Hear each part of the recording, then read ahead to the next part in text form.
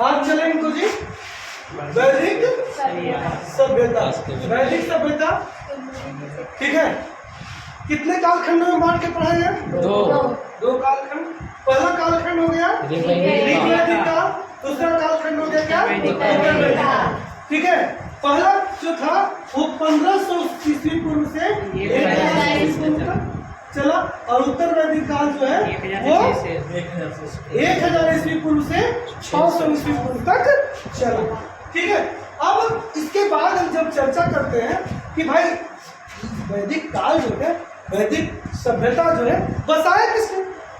नहीं, इसको बसाने वाले थे आर्य, जिसका शाब्दिक अर्थ होता है श्रेष्ठ अथवा कुलीन। क्या होता है? श्रेष्ठ अथवा कुलीन होता है। ठीक है। आर्य के नाम से ही एक नाम आज हमारा है, कौन? आर्यावर्त है ना। आज हमारे देश का एक नाम जो है आर्यावर्त जो है वो किसके नाम से है? आर्य के नाम से ही है। ठीक है। ये आए थे कहाँ से और कहाँ आके बसे? है ना। कहाँ से आए थे? ये आए थे मध्य एशिया से आकर अफगानिस्तान और पंजाब में बसे थे, और धीरे धीरे उनका विस्तार। ठीक है। ये जो थे इनका सबसे प्रिय पशु जो था वो था घोड़ा। क्या था? प्रिय पशु था जो था वो घोड़ा था। इनका भाषा कैसा था? संस्कृत भाषा। ये जो सभ्यता बसाए वो बसाए ग्रामीण सभ्यता बसाए। अब जानते होंगे इससे पहले जो टॉपिक आप लोगों को पढ़ा है कौन सा? सिंधु घाटी सभ्यता एक कैसी सभ्यता थी? शहरी सभ्यता। मगर ये जो सभ्यता थी वो कैसी सभ्यता है? ग्रामीण सभ्यता। क्लियर? ठीक है। ग्रामीण सभ्यता। ठीक है। इन लोग का जो व्यवसाय था वो क्या था? कृषि एवं पशुपालन था। ठीक है। मेन मुख्य रूप से कृषि और पशुपालन था। खेलते थे क्या? पासा खेलना, मुख्य खेल था। ठीक है। अब इसका जो समाज था वो समाज का जो क्षेत्र था वो कितने भागों में था? 5 भागों में। कुल, ग्राम, विश्व, जन और राष्ट्र। कुल का जो मुखिया होता था वो कुलक होता था। ठीक है। ग्राम का ग्रामीण है ना। उसके बाद जन, विश्व का विस्पति, जन का राजन होता है। ठीक है। यह जो समाज था वो आपका ग्रामीण समाज था। ठीक है। और ग्रामीण समाज होते हुए भी स्त्रियों को कहीं भी, है ना, ऋग्वैदिक काल की हम चर्चा कर रहे हैं, कहीं भी पर्दा प्रथा का प्रचलन नहीं मिला है ना। कहीं भी पर्दा प्रथा नहीं था, है ना। स्त्रियों को इतना तक छूट था कि अगर स्त्री का पति मर जाता है तो उसके और देवर जो पति का भाई होता है उससे शादी कर सकता है। स्त्रियां जो है शिक्षा ग्रहण करती थी। स्त्रियां भी जो थी वो शिक्षा ग्रहण करती थी, यानी स्त्रियों का जीवन जो था अच्छा था। हालांकि यह जो समाज था वो पितृ प्रधान समाज था, है ना। पितृ प्रधान समाज होते हुए भी स्त्रियों का स्थिति ऋग्वैदिक काल में पहुंच गई। ठीक है। उसके बाद अगर हम लोग चलते हैं तो सभा और समिति, ये 2 संस्था थे जो कि ये पूरा जो है राजा को सलाह देने वाले संस्था थे और चलाने का काम भी यही करते थे। इसको यहाँ तक था कि ये जो है ये सत्ता को बैठा भी सकती है और सत्ता को किसी को हटा भी सकती है। इतना इसको पावर। ठीक है। इसीलिए इस सभा और समिति को प्रजापति ब्रह्मा एक पुस्तक है उसमें लिखा गया है प्रजापति की 2 पुत्रियां कहा जाता है। सारा चर्चा हो रहा है ऋग्वैदिक काल का। किसका चर्चा हो रहा है? ऋग्वैदिक काल का चर्चा हो रहा है। ठीक है। अब ऋग्वैदिक काल में मतलब पेय पदार्थ जो था वो आपका पीते थे सोमरस, जो कि वनस्पति से बनाया जाता था। ठीक है। ये लोग जो पहनते थे वास, अधिवास और विष्णीय, ये 3 तरह के कपड़े पहनते थे। है ये अंदर से पहनने वाले कपड़े था उसको क्या कहा जाता था? नीवी कहा जाता था। गाय इनका बहुत प्रिय, जैसा आप घोड़ा बताया मतलब टाइप का होता है जो पूजा जैसे। ठीक है। गाय को न मारे जाने वाले पशु के अंतर्गत है ना। गाय को मार देने वाले को दंड तक, मृत्यु दंड तक का प्रावधान। यानी कि गाय मतलब सर्वश्रेष्ठ, मतलब क्या बोलते हैं, पूजनीय पशु मार लोग रखा गया। ठीक है। सत्यमेव जयते, मुंडको उपनिषद से लिया गया है। ठीक है, गायत्री मंत्र किस देवता को समर्पित है? सावित्री नामक देवता को समर्पित है, जिसकी रचना किसने किया था? ठीक है, तो ये सब जो है आप जब चलेंगे उत्तर वैदिक काल का चीज है। ठीक है, ऋग वैदिक काल में और जो सबसे प्रिय नदी जो था, सबसे पवित्र नदी जो था वो कौन था? ठीक है, गंगा की चर्चा मात्र एक बार और यमुना की चर्चा 3 बार। गंगा की चर्चा 1 बार और यमुना की चर्चा कितनी बार? 3 बार। सिंधु के बार। ठीक है, बार सर्वाधिक बार की गई। ठीक है, अब आगे देखिए। ठीक है, अब आइए उत्तर वैदिक काल में। उत्तर वैदिक काल में क्या हुआ है ना? उत्तर वैदिक काल में क्या हुआ? उत्तर वैदिक काल में राजा जो था वह अपना क्षेत्र विस्तार के लिए लड़ाई था। क्षेत्र विस्तार समझते हैं है ना? अपना क्षेत्र विस्तार के लिए लड़ाई करता था। इसके लिए वो लोग करता क्या था? पूजा है ना?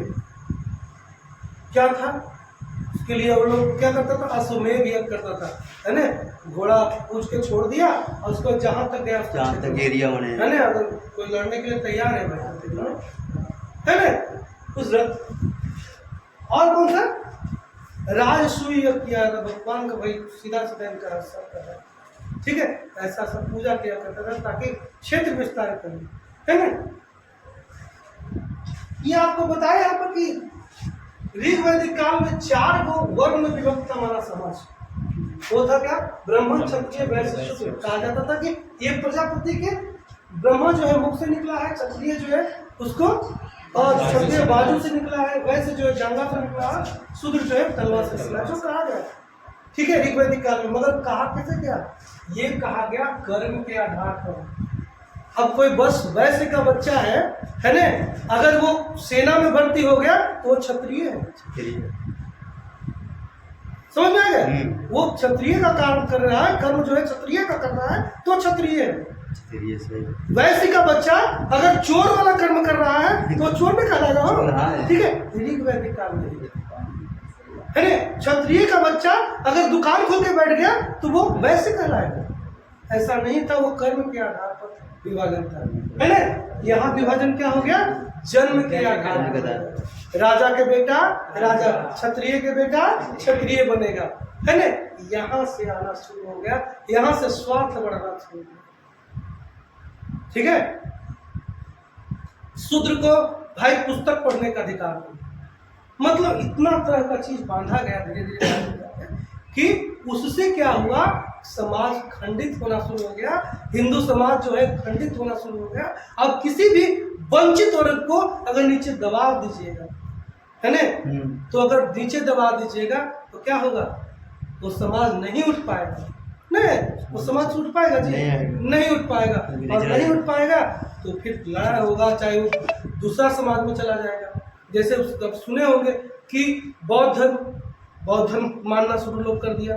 कहीं इतना कर्मकांड ही बढ़ गया उत्तर वैदिक काल में कि लास्ट में आजिज होके, जैसे आप किसी शूद्र हो गया तो शूद्र है भाई तो अब पूजा पाठ करने नहीं जा सकता। इस तरह का मतलब इस तरह से घटना शुरू हो गया कि लास्ट में जाके आजिज होके कोई बौद्ध धर्म में जा रहा है, कोई जैन धर्म में जा रहा है। भविष्य में बाद में क्या हुआ कि कुछ लोग जो है वो आपका ईसाई पकड़ लिया। ये हिंदू धर्म खंडित होना शुरू हो गया। यहाँ तक खंडित नहीं, ठीक है, खंडित होना शुरू हो गया। अब जिसको कहीं से लग रहा है कि नहीं इस धर्म से अच्छा ये धर्म है। धर्म एक भगवान उपासना का जरिया है, कुछ नहीं, चाहे कोई भी धर्म हो। आप अल्लाह ऐसे कर सकते हैं, भगवान ऐसे कर सकते हैं। धर्म तो सिख सिर झुका देता है धर्म तो, ठीक है। धर्म कोई भी है, ईश्वर एक है और उसको मानने का जरिया है बस।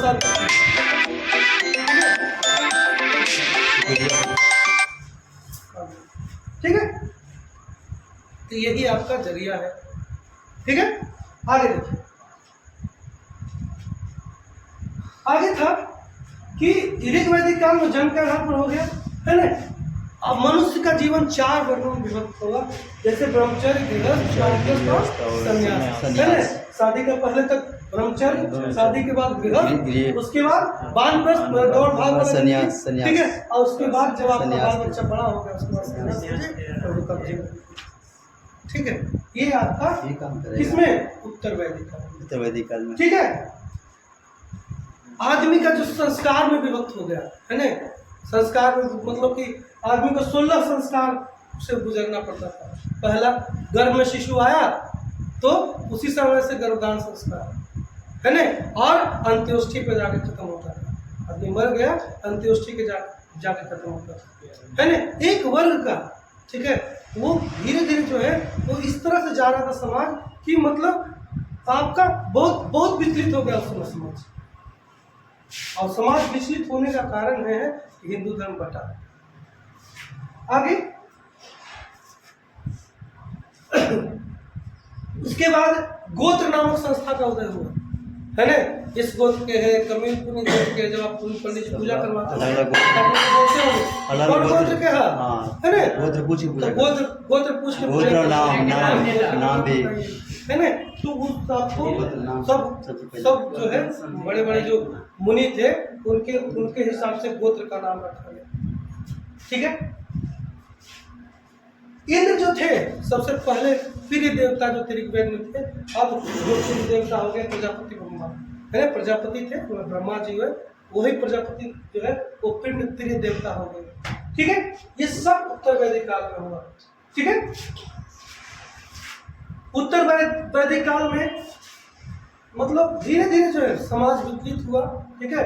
और उत्तर वैदिक काल जो है वो समाज को विघटित करने का काम है, ठीक है। और इससे ज्यादा कुछ खास नहीं है इसमें, ठीक है। इसी काल में, ठीक है, 2 बड़े बड़े महाकाव्य की रचना हुई। ये महाकाव्य थे रामायण और महाभारत। रामायण की रचना वाल्मीकि ने और महाभारत की रचना वेद व्यास ने की, ठीक है। महाभारत को जो है वो क्या कहा जाता है बाबू, जय संहिता के नाम से उसका पुराना नाम, ठीक है। अब मुख्य जो आपका था इस चैप्टर में वो चल गए, ठीक है। एक चीज और ध्यान में रखिएगा, इस सब हमेशा पूछता है, चराग दर्शन जो शास्त्र है उसके जो रचयिता कौन थे। चराग दर्शन के कौन थे, खुद चराग थे। योग दर्शन के पतंजलि, ठीक है। सांख्य दर्शन के बोलो कपिल मुनि। न्याय दर्शन के महर्षि गौतम। पूर्व मीमांसा जामिनी, पहले उत्तर मीमांसा बदरायण, ठीक है। तो इस तरह से जो है सारा चीज आप कर लीजिएगा, ठीक है।